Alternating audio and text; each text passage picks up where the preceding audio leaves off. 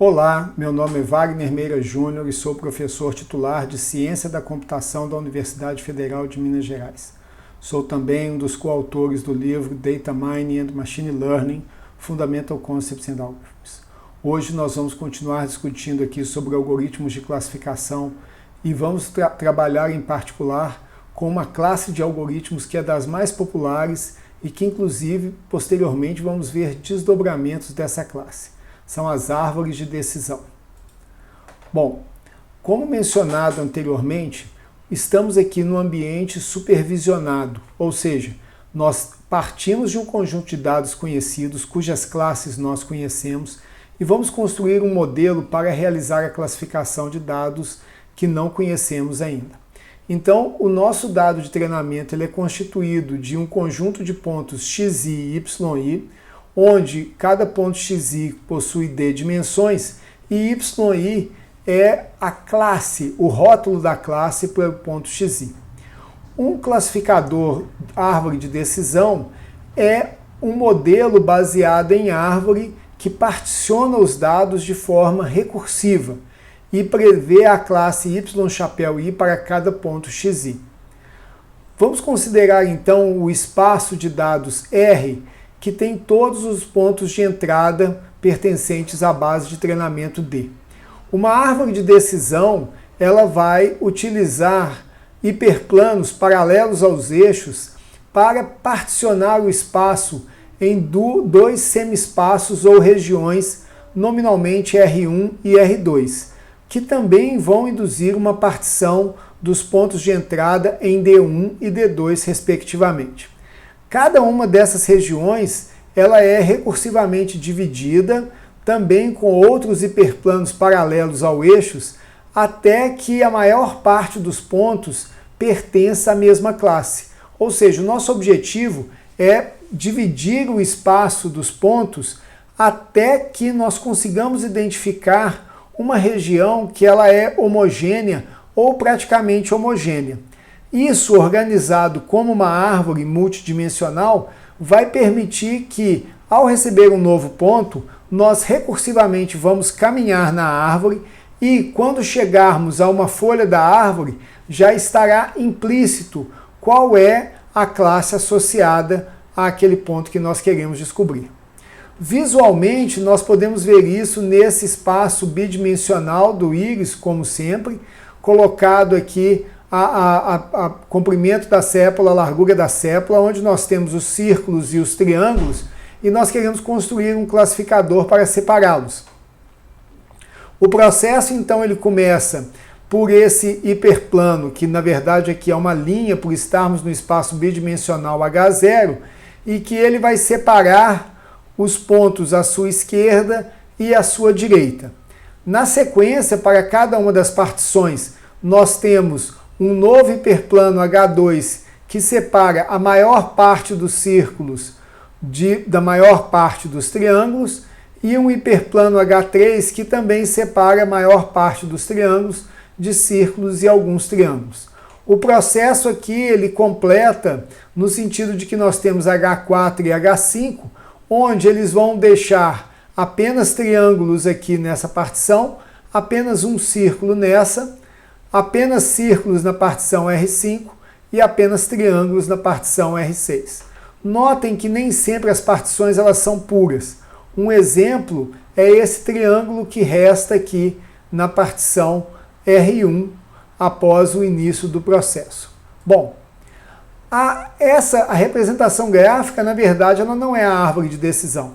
A árvore de decisão ela é expressa pelos critérios que geraram os hiperplanos. Ou seja, cada um dos nós internos da árvore de decisão representa uma decisão e as folhas, como eu mencionei, elas têm o cenário relativo a uma classe. Então, nesse caso aqui, a primeira decisão que nós tomamos é verificando na dimensão x1 se o valor é maior ou menor ou igual que 5,45.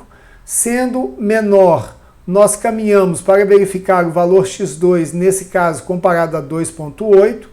Se ainda for menor, nós verificamos novamente x1 e aí nós chegamos às duas classes aqui.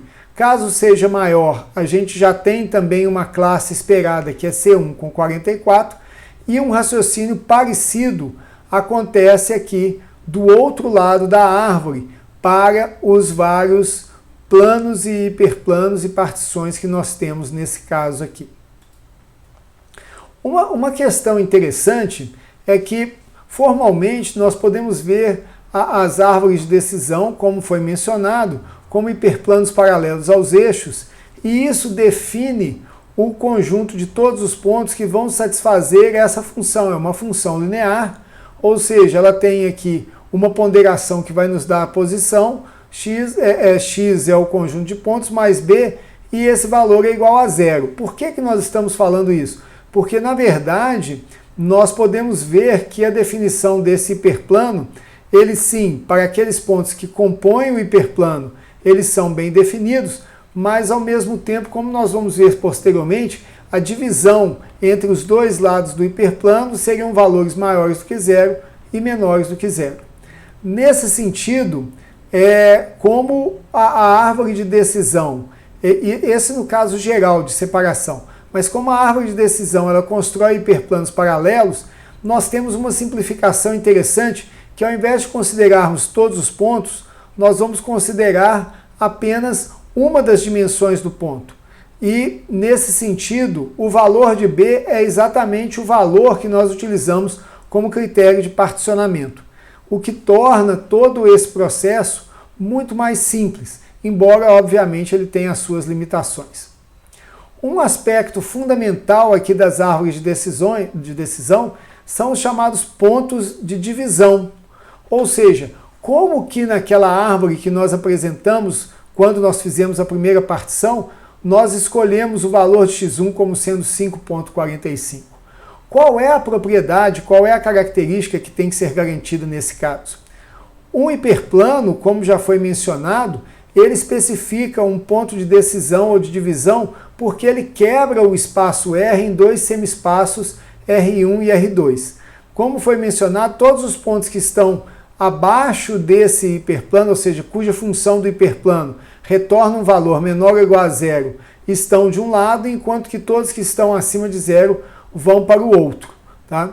Nesse sentido, o ponto de quebra é escrito como se h de x é menor ou igual a zero, utilizando a equação que vimos no slide anterior, vai nos dar que o x de j vai ser menor ou igual a v, onde v é igual a menos b, que é algum dos valores do domínio de atributos de xg. O ponto de decisão, ele quebra o espaço em duas regiões, Ry e Rn, dependendo se elas satisfazem o critério de decisão ou não. Para atributos categóricos, nós podemos utilizar a mesma lógica, sendo que nós podemos tanto igualar o xj a um dos valores possíveis ou a um subconjunto de valores de xj que vão estabelecer aí qual que é a partição entre os dados valores. Bom, uma vez que nós tenhamos feito a partição, um aspecto interessante também associado à árvore é como que nós avaliamos a qualidade da partição. O critério, nesse caso, ele é um critério normalmente de pureza, ou seja, a partir do momento que nós dividimos R em Ry e Rn, isso vai criar uma partição binária e dois conjuntos dy e dn. A pureza de cada uma dessas regiões é exatamente a fração de pontos da classe majoritária em dj.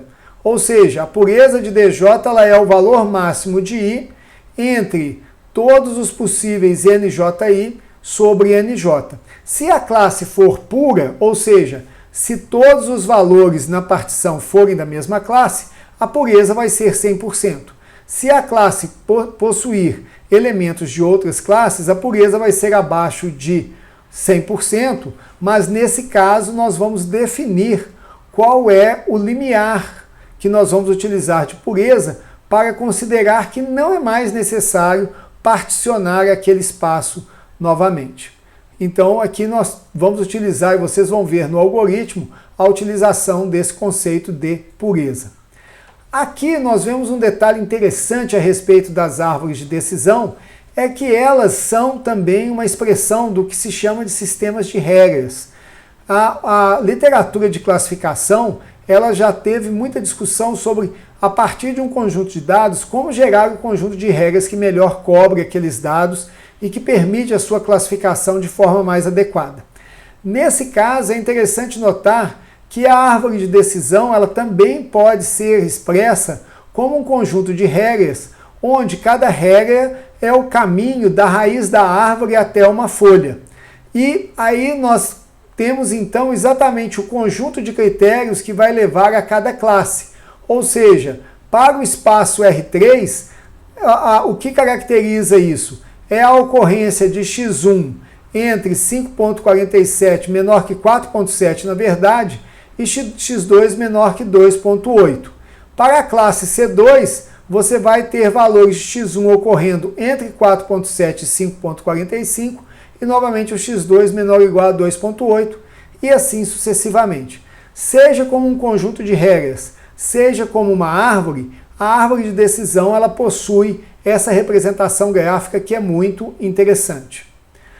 Podemos então agora apresentar o algoritmo de árvore de decisão que toma como entrada um conjunto D, os parâmetros de pureza e o número mínimo de elementos que você vai manter na folha para evitar muita fragmentação, e você vai avaliar os vários pontos de quebra possíveis para cada atributo, sejam eles numéricos ou categóricos, como nós discutimos. A partir da escolha do melhor ponto de quebra, nós então acrescentamos mais um nó de decisão na árvore e passamos a trabalhar recursivamente com as partições.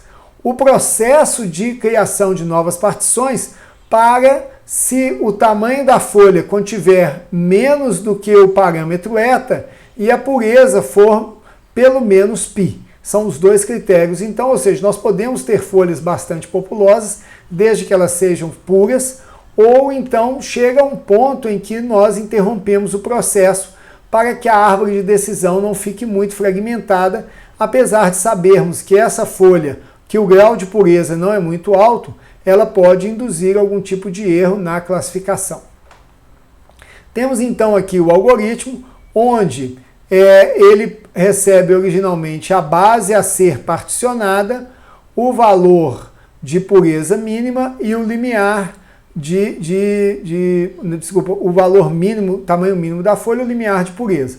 Aqui nós iniciamos a partição, calculamos os vários valores de NI para as classes que ocorrem na partição, calculamos a pureza da base de dados como um todo. E aí verificamos se o número de elementos na base é menor do que o limiar, ou a pureza é maior, é o limiar de tamanho, e a pureza é maior do que o limiar de pureza, então nós atribuímos qual é a classe majoritária e encerramos o processo. Caso não seja, o que nós vamos fazer? Nós vamos dividir. Nós iniciamos então a verificação para cada atributo e para cada valor deste atributo, qual é o melhor valor em termos de partição, executando essa função avalia atributo numérico ou o seu par categórico avalia atributo categórico, que é um tópico que nós vamos ver no próximo vídeo. Vamos entender primeiro aqui a dinâmica do algoritmo. Escolhido aquele valor de atributo que dá a melhor resposta em termos de partição, então ela é escolhida e nós vamos também avaliando para os vários valores escolhidos qual é o melhor de todos entre os vários atributos. Ao fim do processo ao percorrer todos os atributos e todos os valores dos atributos dentro dessa função avalia atributo numérico, nós temos então as duas partições dy, dn, criamos o nó interno da folha e chamamos recursivamente a árvore com dy e dn mais uma vez. Tá? Com isso, nós concluímos essa discussão inicial sobre árvores de decisão. No próximo vídeo, nós vamos detalhar o funcionamento dessas árvores, em particular dos critérios de